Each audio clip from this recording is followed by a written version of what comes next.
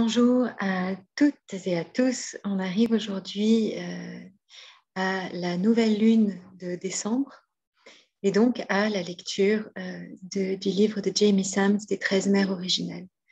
On entre donc dans le 12e cycle avec le récit de Celle qui glorifie. Alors elle est là pour nous enseigner à rendre grâce avant de recevoir, à l'abondance, d'avoir déjà tout ce dont nous avons besoin. À rendre grâce avant de recevoir en créant l'espace pour accueillir. À célébrer chaque victoire dans notre vie avec joie, autant les nôtres que les réalisations des autres. Il nous enseigne à agir avec une attitude juste pour créer les changements magiques de l'intérieur de nous-mêmes, du soi. Il nous enseigne à faire naître l'abondance par la louange, en donnant et en recevant. Il nous enseigne avant tout à être reconnaissant pour la vérité.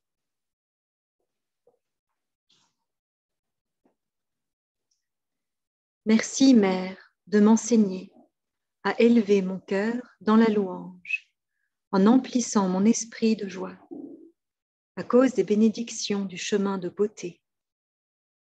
Tu m'as appris comment chanter, me réjouir, danser et jouer du tambour, et comment exprimer ma gratitude pour l'abondance à venir. Tu m'as montré la magie d'un changement dans l'esprit et le cœur, une attitude faite de sagesse, donnée par la célébration de la vie. Je chante la vérité de ma reconnaissance quand je salue Grand-Père Soleil, et j'envoie mon amour à la Terre-Mère pour la force de vie qui nous unit.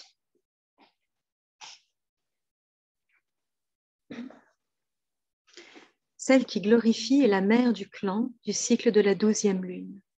Elle nous enseigne la gratitude pour chacune des expériences de notre vie. Lorsque nous rendons grâce, il nous est montré que cela crée de l'espace dans notre vie pour recevoir l'abondance future. Celle qui glorifie nous apprend à voir comment chacune des leçons rencontrées sur la roue rouge du bien nous soigne. Cette mère de clan nous rappelle que nous devons être reconnaissants pour les défis auxquels nous sommes confrontés, quelles que soient leurs difficultés, car il nous enseigne à développer notre force intérieure. Le 12e cycle de vérité est de rendre grâce pour la vérité. Le cycle lunaire de cette mère de clan tombe en décembre.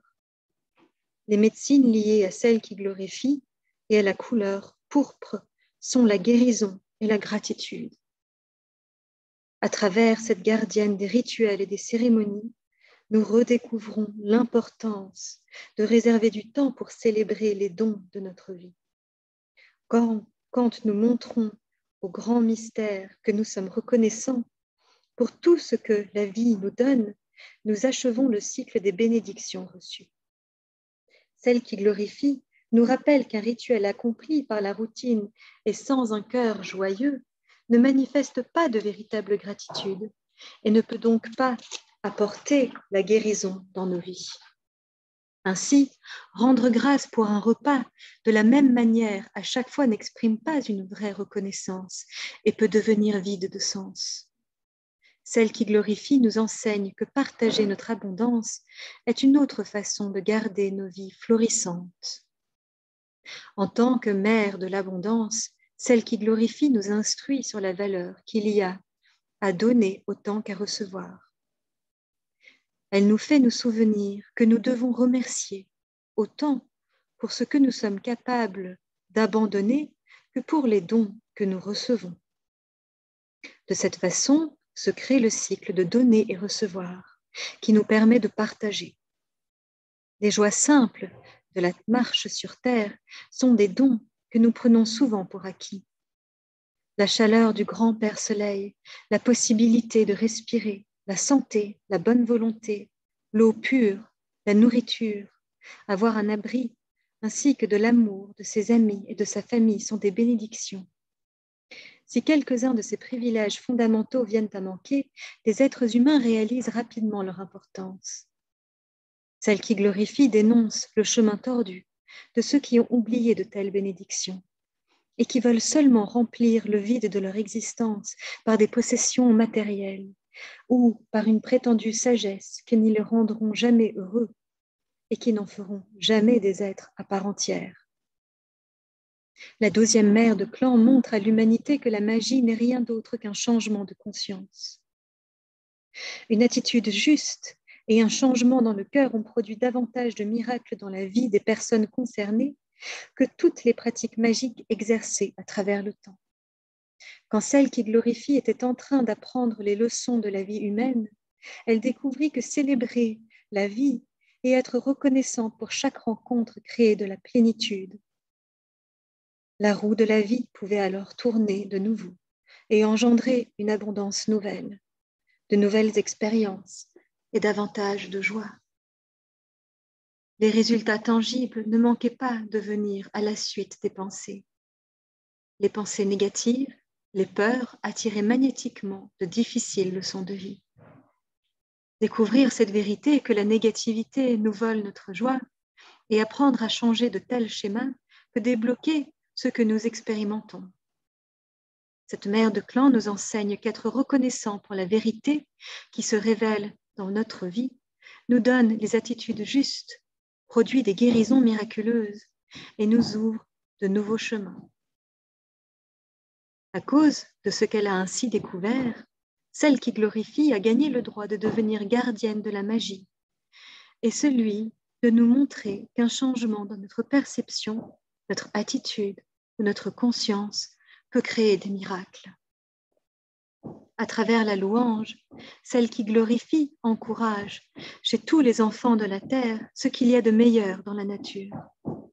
Elle nous montre que lorsque nous célébrons qui nous sommes et que nous rendons grâce pour la vie que nous menons, nous ouvrons alors notre cœur pour continuer le processus de guérison d'être un humain. La vérité que nous trouvons dans chacune des expériences de notre évolution spirituelle marque une avancée sur le chemin personnel de la paix. Rendre grâce pour chacun de nos accomplissements et encourager les autres par la louange, en étant reconnaissant pour ce qu'ils réalisent, permet que se poursuive le mouvement de l'humanité vers son unité. Danser la célébration. Celle qui glorifie se tenait à l'extérieur de la maison de conseil de la tortue. Elle attendait la famille qui venait pour la cérémonie du nom. La mère de clan s'était réjouie quand l'un des membres de sa tribu avait donné naissance. Il y avait 2 lunes à des jumeaux. À leur naissance, la mère avait choisi le nom de son petit garçon et de sa petite fille, mais c'est d'une sage femme, d'une femme de sagesse, qu'ils devaient recevoir leur nom intérieur ou spirituel. La fête qui suivrait la cérémonie du nom était ouverte à tous les membres de la tribu, mais il n'y avait que la mère de clan, les jumeaux et leur mère qui allaient participer à la cérémonie même. Les noms spirituels ou intérieurs n'étaient jamais prononcés à voix haute, et seule la mère de l'enfant était autorisée à entendre le nom que donnerait la mère de clan ou la femme de sagesse, de façon à ce que l'espace sacré des enfants, si vulnérables, soit protégé des esprits malins. Le nom intérieur était celui par lequel un être humain était reconnu dans le monde de l'esprit. Si un esprit appelait un être à 2 jambes par un autre nom que ce nom spirituel secret, il ne fallait pas lui faire confiance. Les esprits des ancêtres et ceux des totems qui s'étaient alliés à l'humanité en lui offrant leur aide utilisaient toujours le nom secret des personnes pour entrer en contact avec elles. La journée de célébration allait commencer par la connexion des jumeaux au monde de l'esprit. Celle qui glorifie avait passé beaucoup de temps en Tioé, dans la tranquillité, en observant l'orenda de chacun des enfants, chacun disposé d'un ensemble différent de talents et de capacités, et chacun avait une essence spirituelle, individuelle et unique. Le garçon était protégé par l'esprit du jaguar, dont la médecine était le pouvoir séculaire et spirituel d'être un chef. Ce petit garçon avait le potentiel pour devenir un grand chef, avec en plus la capacité de développer les talents d'un homme médecine. La fillette était protégée par le corbeau, le gardien de la magie, qui cherchait le vide de l'inconnu pour apporter des changements. Ensemble, ces jumeaux spéciaux pourraient accomplir de grandes choses pour la tribu, qui célébrait à bras ouverts leur venue au monde et formait tous ses vœux pour eux. Celle qui glorifie se tourna pour scruter les alentours, admirant la luxuriance de l'herbe verte, des fleurs sauvages aux abords de la maison du conseil. Elle pouvait voir les collines rondes par-delà la grande prairie, avec la haute stature des pins et les pâturages qui descendaient jusqu'à un lac de montagne. La maison du conseil ressemblait à une tortue géante cheminant dans les hautes herbes, à travers les collines pour arriver jusqu'à l'eau. Le toit bombé était fait de gazon et couvert de grandes pierres plates, ce qui lui donnait l'apparence d'une carapace de tortue. La tête de la tortue était constituée d'une énorme pierre qui avait été taillée pour en accentuer les yeux, mais la forme naturelle était exactement celle d'une tête de tortue de mer. Celle qui glorifie se remplit de toute la beauté environnante et rendit grâce pour les glorieux panoramas qu'offrait la terre-mère. Ce serait une période merveilleuse pour les jumeaux, que celle où ils allaient expérimenter, goûter, toucher et sentir le monde de la nature qui les entourait. Celle qui glorifie pourrait imaginer à quoi ressemblait d'être venue au monde avec pour tout bagage un minuscule corps désarmé. Elle pensait souvent à la façon dont elle-même était venue marcher sur la terre dans un corps déjà adulte et qui resterait jeune pour toujours. Ce doit être difficile de faire l'expérience de grandir dans une forme humaine, songea-t-elle. Et pourtant, quel merveilleux temps d'expérience et d'amour dans un environnement tout dédié à cela. Elle décida de suivre la croissance des jumeaux et de se mettre à leur place pour pouvoir saisir les leçons d'une enfance dont elle n'avait jamais fait l'expérience. Quand l'une du crépuscule arriva, montant depuis le lac avec les jumeaux emmitouflés dans les fourrures contre sa poitrine, celle qui glorifie remarqua son allure légère et son expression lumineuse de jeune mère. L'une du crépuscule avait un bon sens de l'équilibre et le poids supplémentaire des bébés semblait la soutenir plutôt que la peser. Les longues traînées que son passage dessinait sur le chemin qui menait à la maison du conseil étaient un cible infaillible de sa santé et sa vitalité. Pour quiconque l'observait, il était évident que la naissance des jumeaux avait été décisive. Le sourire rayonnant de l'une du crépuscule illumina la petite distance qui la séparait encore de celle qui glorifie. La mère de clan pouvait ressentir la fierté et la joie que la jeune mère éprouvait à l'approche de la maison du conseil, pour que les jumeaux y commencent leur chemin vers la complétude spirituelle. Cette cérémonie du nom allait garantir que le petit garçon et la petite fille seraient protégés au cours de leur voyage spirituel, cependant que leur croissance physique serait surveillée de près par des parents aimants et un entourage plein d'affection. Les deux femmes s'embrassèrent délicatement en prenant soin de ne pas déranger les jumeaux. Puis celle qui glorifie aida l'une du crépuscule à dénouer les attaches qui tenaient les bébés contre sa poitrine de jeune mère. Quand elle regarda dans les yeux le petit garçon nouveau-né, elle fut heureuse d'y voir un long regard qui la fixait. L'enfant se montrait déjà à la hauteur de sa médecine de jaguar.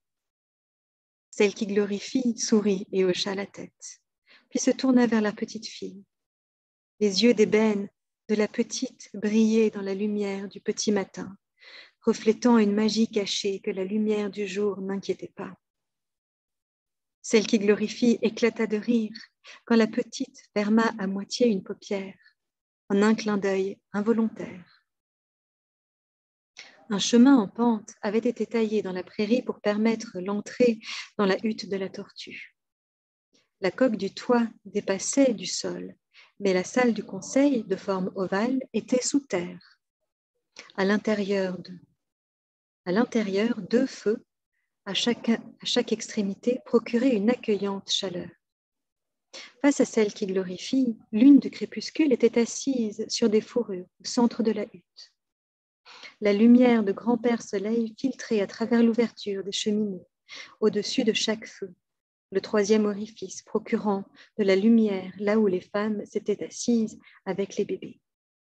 Celle qui glorifie alluma une tige d'herbe tressée et les enveloppa tous les quatre de sa fumée pour convier les esprits à la douceur enfantine. Puis elle commença à parler. En ce jour, nous sommes venus, avant que la lumière de l'amour de grand-père soleil ne pénètre le corps de la terre-mère et éclaire nos chemins. La gardienne de la cérémonie, ici présente, remercie pour la bonne santé et la vie de lune du crépuscule qui va prendre soin de ces deux petits pendant leur marche terrestre. Les femmes ici présentes remercient Sueño, le grand mystère, pour son don de la vie et du souffle et pour toute la bonté que l'on peut rencontrer sur la bonne route rouge.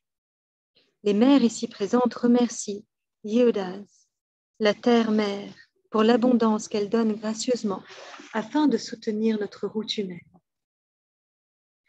Nous rendons grâce aux animaux enseignants qui protègent les esprits de ces jumeaux et qui ont offert d'être leur totem. Et celles ici présentes qui cherchent des réponses demandent humblement que les esprits des ancêtres la guident pour trouver les noms de ces deux petits, de façon qu'ils soient reconnus dans le monde de l'esprit.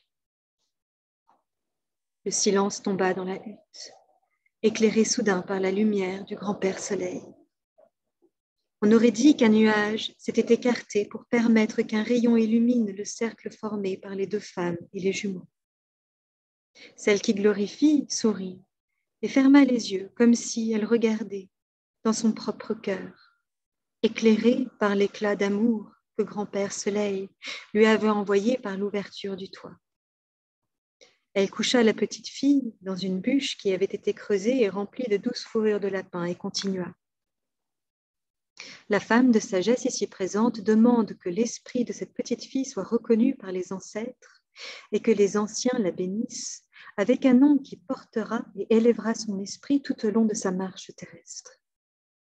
La mère de clan ici présente demande que les esprits de la nature, qui seront les enseignants dévoués de l'enfant, viennent dans la hutte pour reconnaître sa nature intérieure, qu'ils vont honorer tout au long de ses jours et des nuits de sa vie humaine, lui apportant réconfort et courage jusqu'au moment où elle devra abandonner son habit de chair et retourner de l'autre côté, dans le camp du monde spirituel.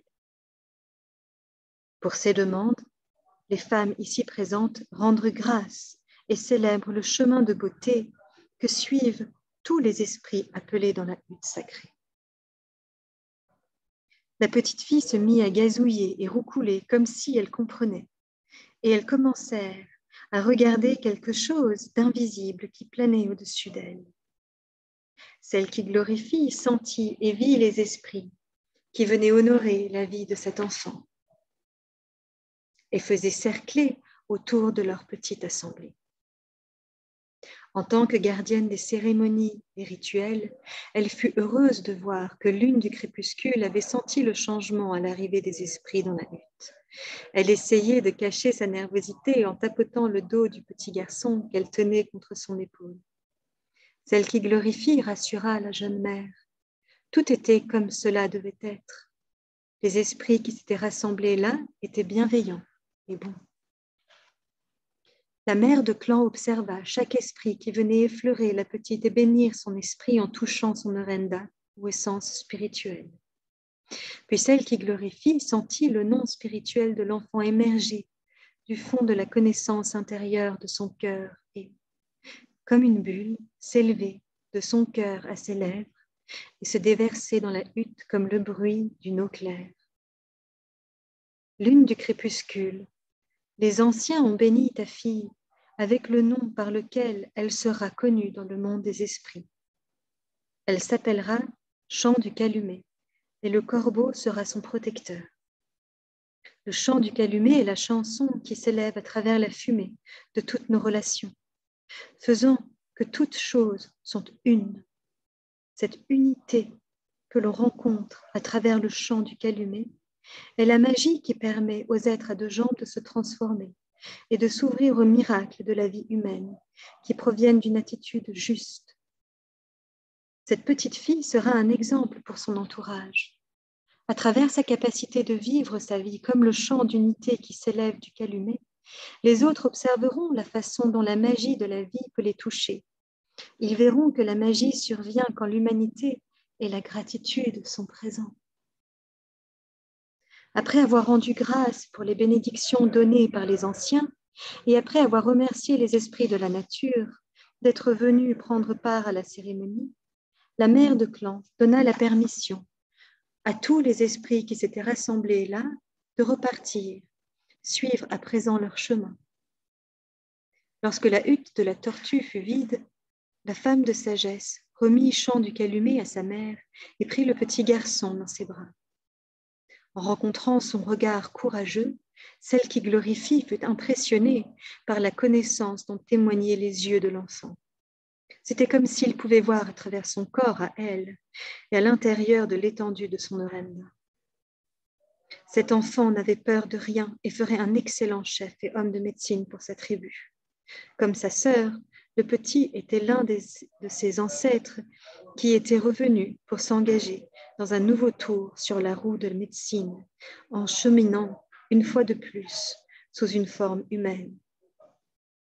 Alors que la mère de clan posait l'enfant dans le berceau en bois, la petite main toucha un de ses doigts en le serrant comme un poing, comme s'il voulait retenir son attention.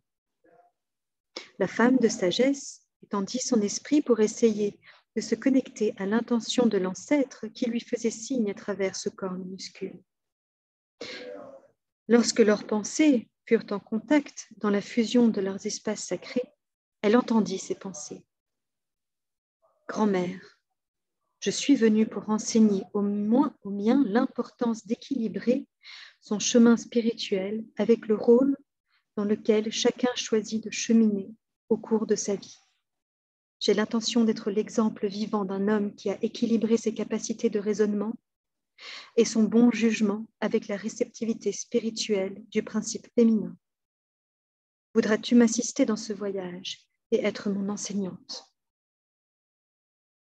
Celle qui glorifie répondit avec un hochement de la tête à l'ancien dans le corps de bébé, laissant la chaleur de son cœur courir dans ses mains et le petit poing qui tenait son doigt. Puis débuta le même cérémonial de remerciement que celui dont elle s'était servie pour donner le nom à sa sœur. Elle invita tous les alliés spirituels du petit garçon à venir dans la hutte, et quand ils furent tous assemblés, la femme de sagesse commença ses demandes au grand mystère. Soigno, la femme qui est ici te demande de bénir le chemin de cet ancien qui est revenu. La femme de sagesse, ici présente, te demande que mon influence sur la vie de cet enfant soit une aide attentionnée qui nourrisse et soutienne son projet dans sa marche sur terre. La mère de clan, ici présente, remercie la terre-mère pour le don de ce petit corps qui va porter l'esprit de cet enfant pendant les nombreux étés de sa vie. L'humble servante, ici présente, demande que son cœur soit béni par les ancêtres qui ont choisi le nom spirituel de ce garçon. Puissent les êtres anciens trouver le cœur de cette femme qui est pure et envoyer le nom à son cœur pour qu'elle l'entende et à ses lèvres pour qu'elle le prononce.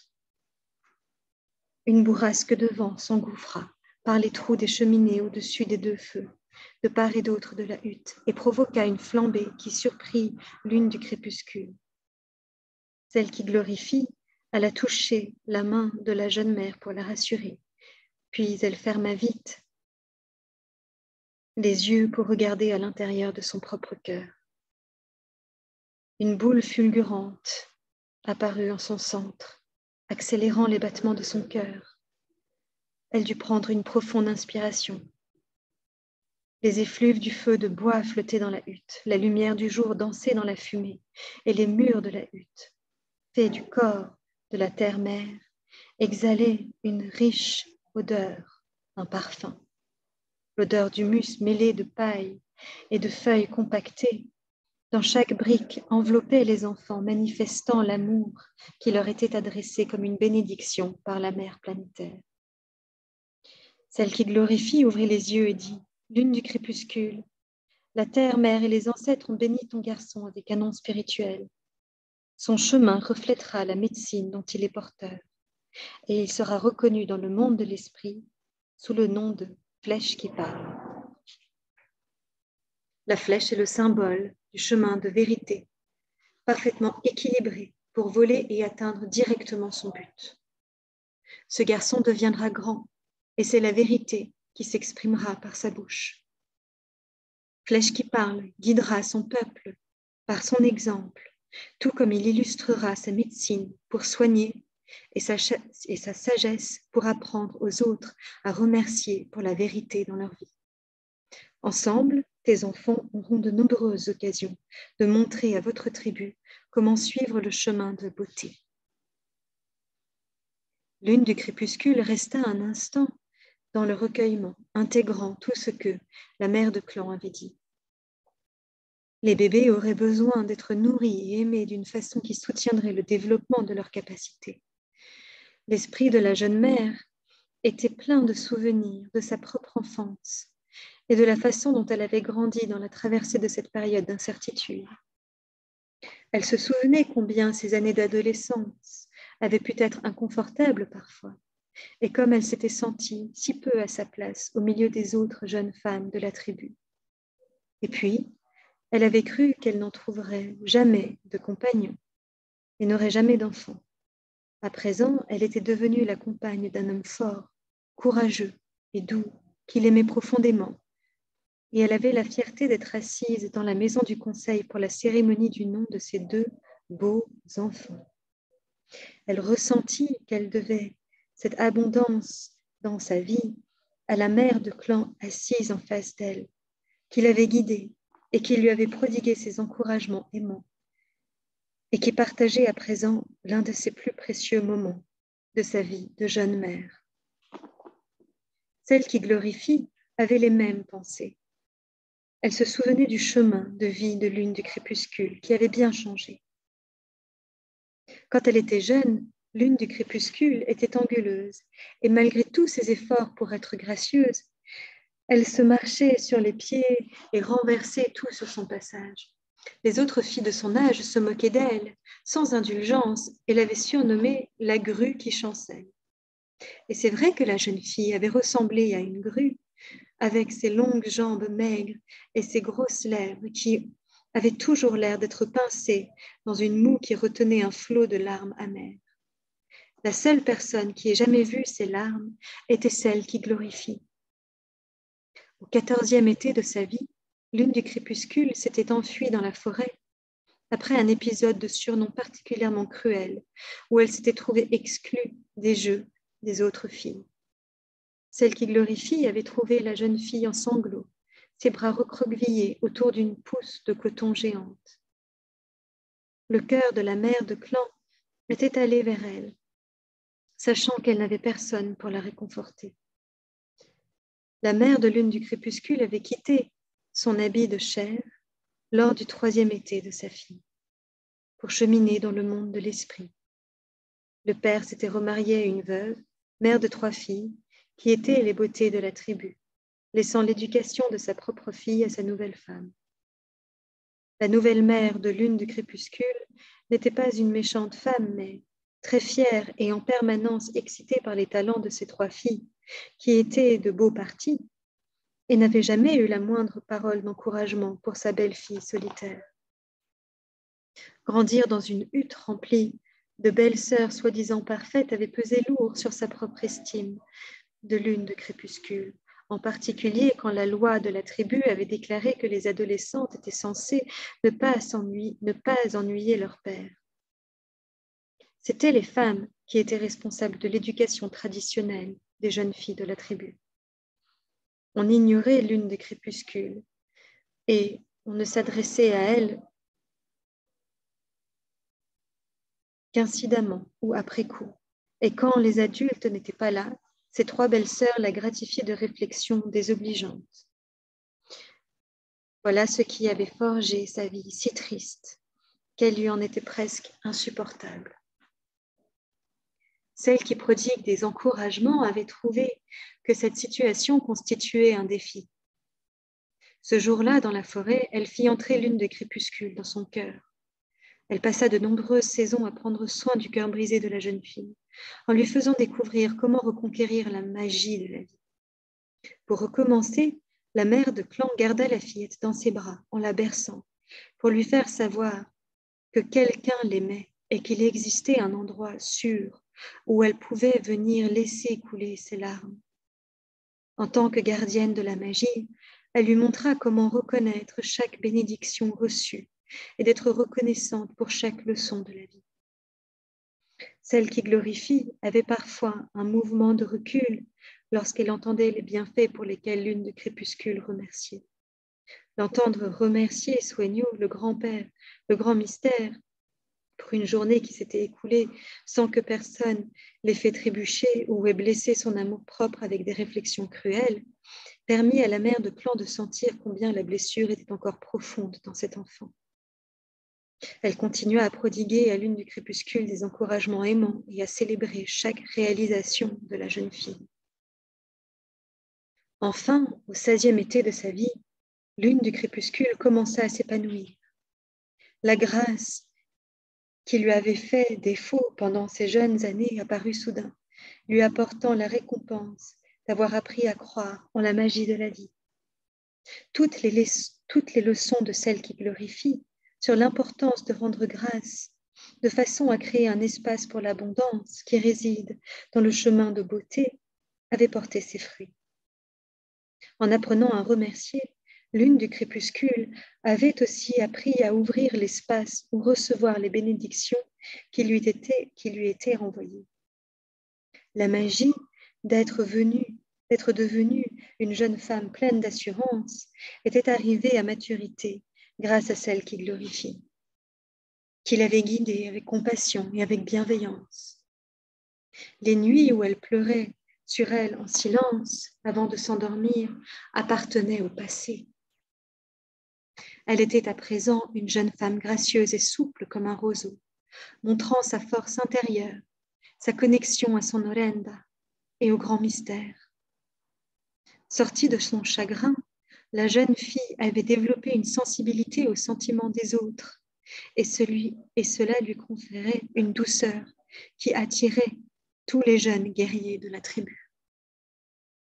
Ce ne fut pas une grosse surprise pour celle qui glorifie quand le fils du chef, Feu d'Encens, apporta 7 chevaux et 10 peaux de buffle au père de lune du crépuscule et qui lui demanda sa main.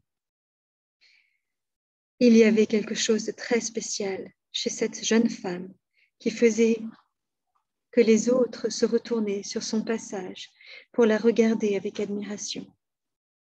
L'empreinte de ses anciennes souffrances était transformée en quelque chose de bien plus beau que sa beauté physique. Fidèle à son nom, une lumière intérieure brillait dans le regard de lune du crépuscule. À l'intérieur de son orenda se mêlaient les rayons orangés de grand-père soleil au couchant et la lumière argentée de grand-mère lune quand elle se lève. À la naissance des jumeaux, lune du crépuscule vit en ses enfants la manifestation des bénédictions qu'elle avait reçues grâce à sa profonde reconnaissance. Elle avait nourri ces bénédictions à l'intérieur de son corps, comme des graines du futur pendant toutes ces années, et qu'il lui fallut pour soigner les blessures de son enfance. Les noms de naissance qu'elle avait choisis pour les jumeaux reflétaient les aspects d'elle-même et de son compagnon, Feu d'Encens. Elle avait appelé son fils Soleil au-dessus du feu et sa fille Lune orangée qui s'élève. La tribu les désignerait par ces noms pour identifier les jumeaux pendant leur marche terrestre. Les souvenirs de la traversée qui les avait menés jusqu'à la cérémonie du nom dans la maison du conseil furent évoqués pour honorer les deux femmes. L'histoire de lune du crépuscule représentait le potentiel de l'esprit humain. Quand les êtres à deux jambes savaient avoir foi et être reconnaissants pour chaque bienfait et chaque leçon de vie, ils créaient l'espace pour recevoir l'abondance du grand mystère. La transformation progressive dans l'attitude de lune du crépuscule durant ces années de chagrin engendra son rêve de plénitude qui lui apporta un perpétuel bonheur tout au long de son avancée. Elles sortirent de leurs souvenirs pour revenir au ressenti de l'instant présent lorsque celle qui glorifie déclara « Les femmes ici présentes remercient tous ceux qui leur sont liés pour leur don d'une vie d'abondance, à laquelle pourvoit le grand mystère. Les femmes ici présentes, en tant que mères de la force créatrice, demandent humblement que les bienfaits de la vie et du souffle continuent à couler dans la vie de ces jumeaux pour qu'ils puissent en ressentir l'amour. La mère de clan ici présente remercie pour l'opportunité de partager un moment si rare et pour les bénédictions accordées par tous les esprits qui veilleront sur le chemin de ses enfants. La femme de sagesse ici présente rend grâce pour la bonne médecine que le Créateur a placée dans le cœur des nouveaux membres de cette famille et pour la façon dont ces dons d'amour toucheront tous ceux qu'ils rencontreront autour d'eux et tout au long de leur marche sur terre. Da Nahoe. Ainsi est-il dit. Les deux femmes finirent la cérémonie en s'asseyant en tioé, dans la tranquillité, prononçant silencieusement les paroles de remerciement. Puis chaque femme prit un des jumeaux et se mit à marcher dans le sens des aiguilles d'une montre, tout autour de la pièce, s'arrêtant devant le tambour de chaque mère de clan. Les jumeaux étaient ainsi rituellement introduits au don qu'apportait chacune des 13 mères. Ils se trouvaient bénis par la présence du crâne de cristal de chaque mère de clan, qui détenait les enseignements spirituels de la sagesse que chacune pouvait communiquer. Quand l'une du crépuscule et celle qui glorifie sortirent de la maison du conseil de la tortue avec les jumeaux, elles trouvèrent un feu d'encens qui les attendait. Rayonnant, le père prit sa fille des mains de celle qui glorifie et descendit le sentier avec sa famille jusqu'au lac. L'endroit pour la célébration avait été préparé et tous les membres de la tribu avaient revêtu pour l'occasion leurs plus beaux habits de cérémonie en peau de daim. Les viandes d'élan, de cerf et de buffle rôtissaient sur des feux à ciel ouvert et le doux fumet d'une soupe à la citrouille et au baie flottait dans l'air. Les femmes servaient du maïs grillé et des racines sauvages dans le large bol en bois sur un lit de purée d'herbes cuites. La piste de danse avait été nettoyée. Les tambours de pow-wow s'étaient mis en cercle, attendant que les plus désireux parmi les membres de la tribu viennent expérimenter par la danse leur joie pour la famille. Une pleine journée de fête s'écoula et les derniers rayons du grand-père soleil touchèrent l'horizon à l'ouest de la nation du ciel, amenant en multitude des glorieuses couleurs du crépuscule. Dans l'est du ciel, grand-mère lune s'était déjà levée face au grand-père soleil. Comme deux danseurs, ils s'offraient de partager leur cœur et leurs mains avec la même qualité d'expression merveilleuse que celle dont avaient fait preuve les humains de la tribu en ce soir de célébration. Celle qui glorifie ne fut pas la seule à remarquer la signification des présages apparus dans la grande nation des étoiles. Le père de feu d'encens, le chef qui s'appelait Ours qui protège, observa silencieusement les lumières convergentes de la danse des grands-parents célestes. Ours qui protège déclara en prélude de la danse: nous nous sommes assemblés ici pour célébrer la naissance et l'entrée dans la vie spirituelle de mes deux petits-enfants. Comme à chaque fois que notre tribu s'agrandit, nous remercions le grand mystère pour les générations nouvellement nées qui incarnent la continuation de la vie. Nous avons confiance que ces vies vont bénir et enrichir tous les cercles de vie que maintiennent tous ceux à qui nous sommes reliés. Nous rendons grâce pour la célébration du fait d'être vivants, d'être des humains qui respirent et qui tout ce dont ils peuvent et qui ont tout ce dont ils peuvent avoir besoin par l'abondance de notre terre-mère. Nos grands-parents, grand-père Soleil et grand-mère Lune ont béni cet événement en montrant leur visage et en dansant ensemble dans le ciel de ce soir. Les jumeaux grandiront comme ces deux danseurs du ciel en apportant une bonne médecine à notre tribu de façon différente mais aussi belle l'une que l'autre. Pendant que nous dansons et célébrons ce nouveau commencement, il est bon de nous rappeler combien le don de la vie est précieux et de montrer par notre célébration notre gratitude à la Terre-Mère et au Père Ciel. Tanahoe. Des cris de joie mêlés des rythmes des tambours vinrent appeler les danseurs à la danse. Les hommes entrèrent en premier dans le cercle en tant que protecteurs des femmes, des enfants et des plus âgés. Comme toujours, ils avançaient en éclaireurs pour assurer que le chemin était sûr pour ceux qui allaient les suivre. Puis vinrent les femmes, quelques-unes portant un berceau sur leur dos, puis qui permettaient aux tout-petits de sentir les rythmes des battements de la terre-mère à travers celui des tambours. Les enfants suivaient. Enfin, les plus âgés s'installèrent aux places d'honneur autour du cercle, représentant les années de sagesse qui avaient rassemblé le cercle de la tribu dans l'unité, comme une grande famille élargie. Celle qui glorifie resta près d'ours qui protège, admirant les danseurs et la façon dont chacun exprimait sa gratitude à travers ses pas ou ses saluts.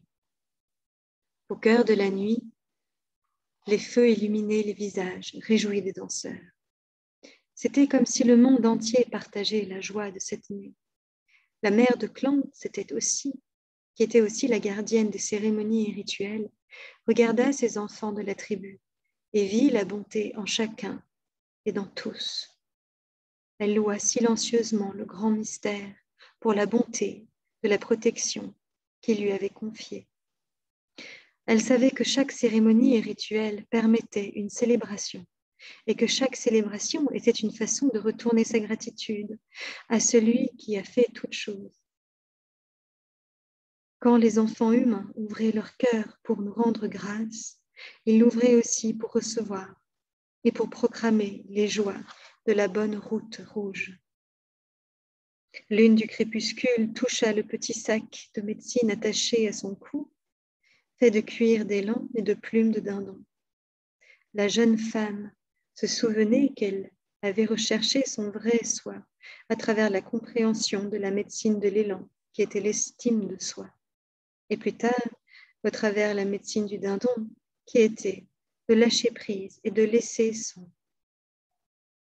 aller son chagrin. Sa sincère reconnaissance lui avait apporté la vie dont elle avait toujours rêvé, trouvant un compagnon aimant qui rendait hommage à qui elle était.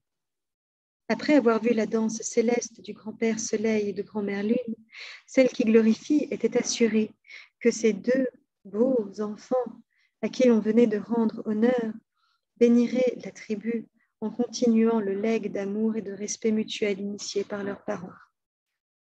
La mère de clan regarda vers la grande nation des étoiles et vit l'être d'un nuage se diriger tout près de la lumière de grand-mère Lune.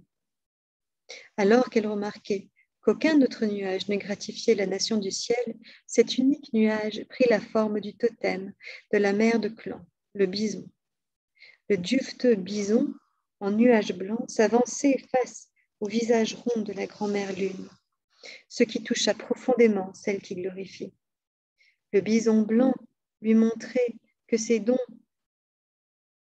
à lune de crépuscule, dons d'encouragement, de valorisation, pour prendre soin de soi et d'amour, avait créé un terrain fertile et magique pour amener la maturité, les graines, les rêves d'une petite fille solitaire. Les larmes de gratitude jaillirent des yeux de la femme de sagesse, lui permettant de recevoir les remerciements que lui a envoyé le grand mystère.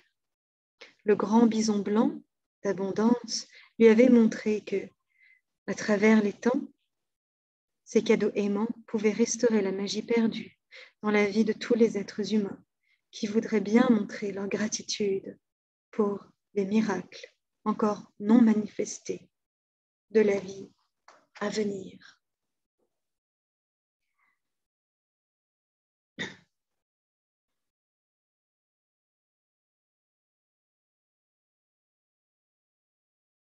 Merci, merci, merci pour cet enseignement très riche de sagesse.